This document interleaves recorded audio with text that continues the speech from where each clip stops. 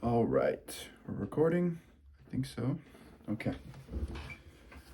First Samuel, chapters 6 through 10 today. The ark returned to Israel. The ark of the Lord was in the country of the Philistines for 7 months. Then the Philistines called for the priests and the diviners and said, "What shall we do with the ark of the Lord? Tell us what we should send with it to its place." They said, "If you send away the ark of the God of Israel, do not send it empty, but by all means return him a guilt offering. Then you will be healed and will be ransomed. Will not his hand then turn from you?" And they said, "What is the guilt offering that we should return to him?" They answered, 5 gold tumors and 5 gold mice, according to the number of the lords of the Philistines, for the same plague was upon all of you and upon your lords. So you must make images of your tumors and images of your mice that ravage the land, and give glory to the God of Israel. Perhaps he will lighten his hand on you and your gods and your land. Why should you harden your hearts as the Egyptians and Pharaoh hardened their hearts? After he had made fools of them, did they not let the people go, and they departed? Now then, get ready a new cart and 2 milk cows that have never borne a yoke, and yoke the cows to the cart, but take their calves home, away from them. Take the ark of the Lord and place it on the cart, and put it in a box at its side. The figures of gold, which you are returning to him as a guilt offering. Then send it off, and let it go on its way. And watch. If it goes up on the way to its own land, to Beth Shemesh, then it is he who has done us this great harm. But if not, then we shall know that it is not his hand that struck us. It happened to us by chance. The men did so. They took 2 milk cows and yoked them to the cart, and they put up their calves at home.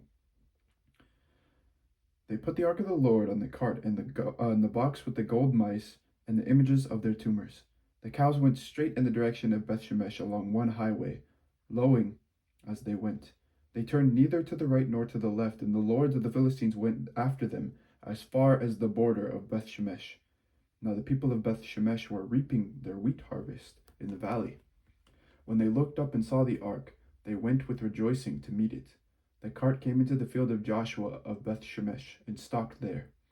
A large stone was there, so they split up the wood of the cart and offered the cows as a burnt offering to the Lord.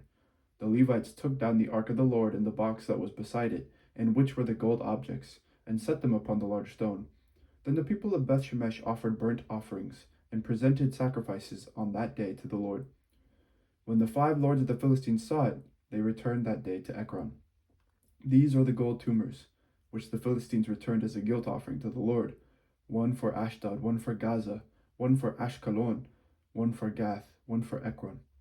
Also, the gold mice, according to the number of all the cities of the Philistines belonging to the 5 lords, both fortified cities and unwalled villages. The great stone, beside which they set down the ark of the Lord, is a witness to this day in the field of Joshua of Beth Shemesh. The descendants of Jeconiah did not rejoice with the people of Beth Shemesh when they greeted the ark of the Lord, and he killed 70 men of them. The people mourned because the Lord had made a great slaughter among the people. Then the people of Beth Shemesh said, "Who is able to stand before the Lord, this holy God? To whom shall he go so that we may be rid of him?" So they sent messengers to the inhabitants of Kiriath Jearim, saying, "The Philistines have returned the ark of the Lord. Come down to take it up to you." Chapter 7. And the people of Kiriath Jearim came and took up the ark of the Lord and brought it to the house of Abinadab on the hill. They consecrated his son Eleazar to have charge of the ark of the Lord. From the day that the ark was lodged at Kiriath Jearim, a long time passed, some 20 years, and all the house of Israel lamented after the Lord. Then Samuel said to all the house of Israel, "If you are returning to the Lord with all your heart, then put away the foreign gods and the Astartes from among you. Direct your heart to the Lord and serve him only, and he will deliver you out of the hand of the Philistines." So Israel put away the Baals and the Astartes, and they served the Lord only. Then Samuel said, "Gather all Israel at Mizpah, and I will pray to the Lord for you." So they gathered at Mizpah and drew water and poured it out before the Lord. They fasted that day and said, "We have sinned against the Lord." And Samuel judged the people of Israel at Mizpah. When the Philistines heard that the people of Israel had gathered at Mizpah, the lords of the Philistines went up against Israel. And when the people of Israel heard of it, They were afraid of the Philistines. The people of Israel said to Samuel, "Do not cease to cry out to the Lord our God for us, and pray that he may save us from the hand of the Philistines." So Samuel took a sucking lamb and offered it as a whole burnt offering to the Lord.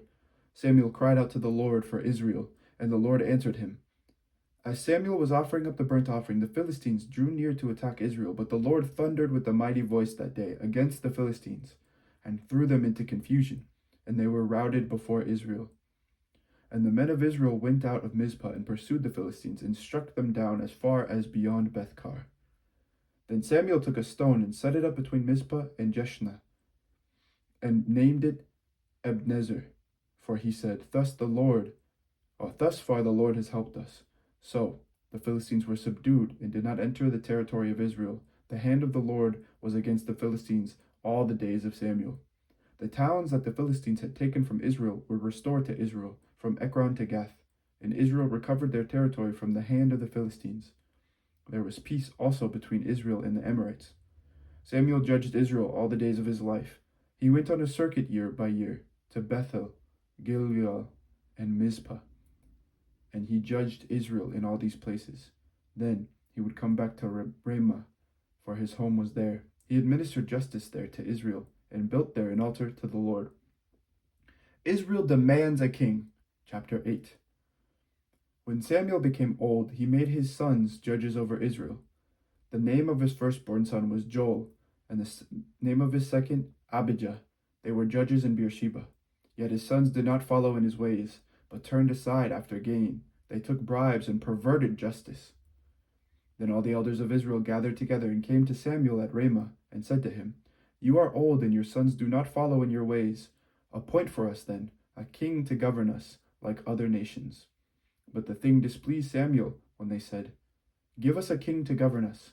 Samuel prayed to the Lord, and the Lord said to Samuel, Listen to the voice of the people in all that they say to you, for they have not rejected you, but they have rejected me from being king over them, just as they have done to me from the day I brought them out of Egypt to this day, forsaking me and serving other gods.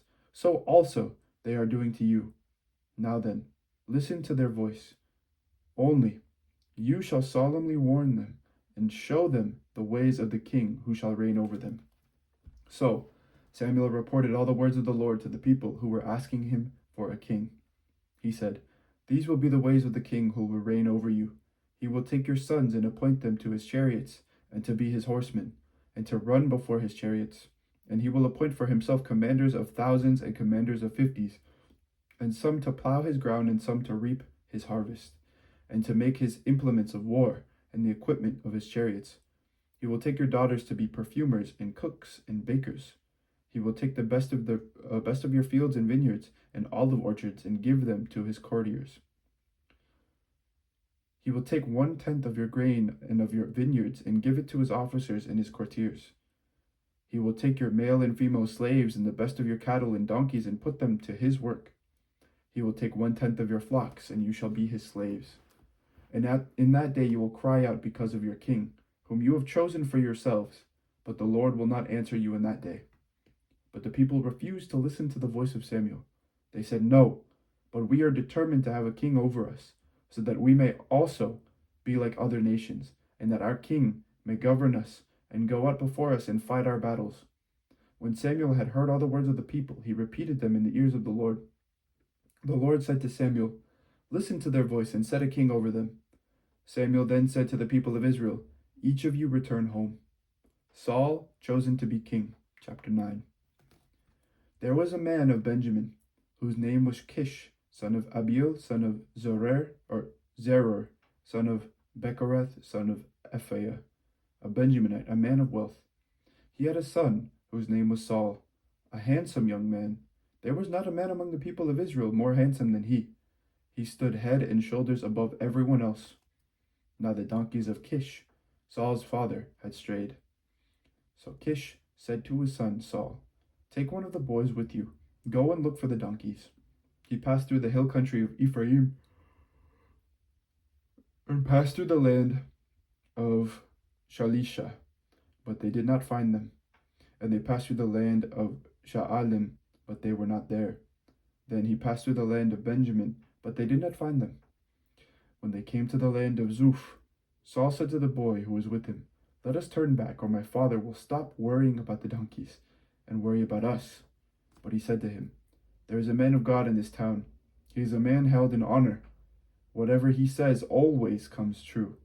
Let us go there now. Perhaps he will tell us about the journey on which we have set out." Then Saul replied to the boy, "But if we go, what can we bring the man? For the bread in our sacks is gone, and there is no present to bring to the man of God. What have we?" The boy answered Saul again, "Here, I have with me a quarter shekel of silver. I will give it to the man of God to tell us our way. Formerly in Israel, anyone who went to inquire of God would say, 'Come, let us go see the seer.' For the one who is now called a prophet was formerly called a seer." Saul said to the boy, "Good, come, let us go." So they went to the town where the man of God was. As they went up the hill to the town, they met some girls coming out to draw water, and said to them, "Is the seer here?" They answered, "Yes. There he is just ahead of you. Hurry. He has come just now to the town, because the people have a sacrifice today at the shrine. As soon as you enter the town, you will find him before he goes up to the shrine to eat. For the people will not eat until he comes, since you must bless the sacrifice. Afterwards, those eat who are invited. Now go up, for you will meet him immediately." So they went up to the town. As they were entering the town, they saw Samuel coming out towards them on his way up to the shrine. Now the day before Saul came, the Lord had revealed to Samuel, tomorrow about this time, I will send to you a man from the land of Benjamin, and you shall anoint him to be a ruler over my people Israel. He shall save my people from the hand of the Philistines, for I have seen the suffering of my people, because their outcry has come to me." When Samuel saw Saul, the Lord told him, "Here is the man of whom I spoke to you. He it is who shall rule over my people." Then Saul approached Samuel inside the gate and said, "Tell me, please, where is the house of the seer?" Samuel answered Saul, "I am the seer. Go before me to the shrine, for today you shall eat with me, and in the morning I will let you go and will tell you all that is on your mind. As for your donkeys that were lost 3 days ago, give them no further thought to them, for they have been found. And on whom is all Israel's desire fixed, if not on you and on all your ancestral house?" Saul answered, "I am only a Benjaminite, from the least of the tribes of Israel, and my family is the humblest of all the families of the tribe of Benjamin. Why then have you spoken to me in this way?" Then Samuel took Saul and the servant boy and brought them into the hall, and gave them a place at the head of those who had been invited, of whom they were about 30. And Samuel said to the cook, "Bring the portion I gave you, the one I asked you to put aside." The cook took up the thigh and what went with it, and set them before Saul. Samuel said, "See, what was kept is set before you. Eat, for it is set before you at the appointed time, so that you might eat with the guests." So Saul ate with Samuel that day. When they came down from the shrine into the town, a bed was spread for Saul on the roof, and he lay down to sleep. Then at the break of dawn, Samuel called to Saul upon the roof, "Get up, so that I may send you on your way." Saul got up, and both he and Samuel went out into the street. As they were going down to the outskirts of the town, Samuel said to Saul, "Tell the boy to go on before us, and when he has passed on, stop here yourself for a while, that I may make known to you the word of God." Chapter 10. Samuel took a vial of oil and poured it on his head and kissed him. He said, "The Lord has anointed you ruler over his people Israel. You shall reign over the people of the Lord, and you will save them from the hand of their enemies all around. Now this shall be the sign to you that the Lord has anointed you ruler over his heritage. When you depart from me today, you will meet 2 men by Rachel's tomb in the territory of Benjamin at Zelzah. They will say to you, 'The donkeys that you went to seek are found,' and now your father has stopped worrying about them and is worrying about you, saying, 'What shall I do about my son?' Then you shall go on from there further and come to the oak of Tabor. 3 men going up to God at Bethel will meet you there, one carrying 3 kids, another carrying 3 loaves of bread, and another carrying a skin of wine. They will greet you and give you 2 loaves of bread, which you shall accept from them. After that you shall come to Gibeath Elohim, at the place where the Philistine garrison is. There, as you come into the town, you will meet a band of prophets coming down from the shrine with harp, tambourine, flute, and lyre playing in front of them. They will be a prophetic frenzy. Then the Spirit of the Lord will possess you, and you will be in a prophetic frenzy along with them and be turned into a different person. Now when these signs meet you, do whatever you see fit to do, for God is with you. And you shall go down to Gilgal ahead of me.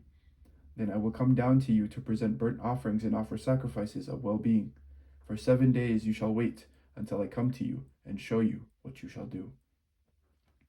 As he turned away to leave, Samuel, God gave him another heart, and all the signs were fulfilled that day.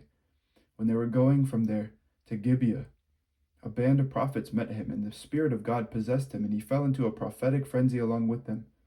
When all who knew him before saw how he prophesied with the prophets, the people said to one another, "What has come over the son of Kish? Is Saul also among the prophets?" A man of the place answered, "And who is their father?" Therefore it became a proverb, "Is Saul also among the prophets?" When his prophetic frenzy had ended, he went home. Saul's uncle said to him and to the boy, "Where did you go?" And he replied, "To seek the donkeys. And when we saw they were not to be found, we went to Samuel." Saul's uncle said, "Tell me what Samuel said to you." Saul said to his uncle, "He told us that the donkeys had been found, but after the matter of the kingship, of which Samuel had spoken, he did not tell him anything." Samuel summoned the people to the Lord at Mizpah and said to them, "Thus says the Lord, the God of Israel, I brought up Israel out of Egypt, and I rescued you from the hand of the Egyptians and from the hand of all the kingdoms that were oppressing you. But today you have rejected your God, who saves you from all your calamities and your distresses. And you have said, 'No, but set a king over us.' Now therefore present yourselves before the Lord by your tribes and by your clans." Then Samuel brought all the tribes of Israel near, and the tribe of Benjamin was taken by lot. He brought the tribe of Benjamin near by its families, and the family of the Matrites was taken by lot. Finally, he brought the family of the Matrites near, man by man, and Saul the son of Kish was taken by lot.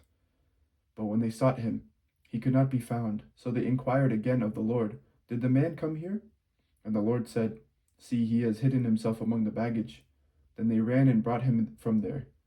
When he took his stand among the people, he was head and shoulders taller than any of them.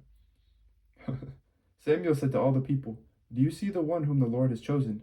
There was no one like him among all the people." And all the people shouted, "Long live the king!" Samuel told the people the rights and duties of the kingship, and he wrote them in a book and laid it up before the Lord. Then Samuel sent all the people back to their homes. Saul also went to his home at Gibeah, and with him went warriors whose hearts God had touched. But some worthless fellows said, "How can this man save us?" They despised him and brought him no present, but he held his peace. Now Nahash, king of the Ammonites, had been grievously oppressing the Gadites and the Reubenites.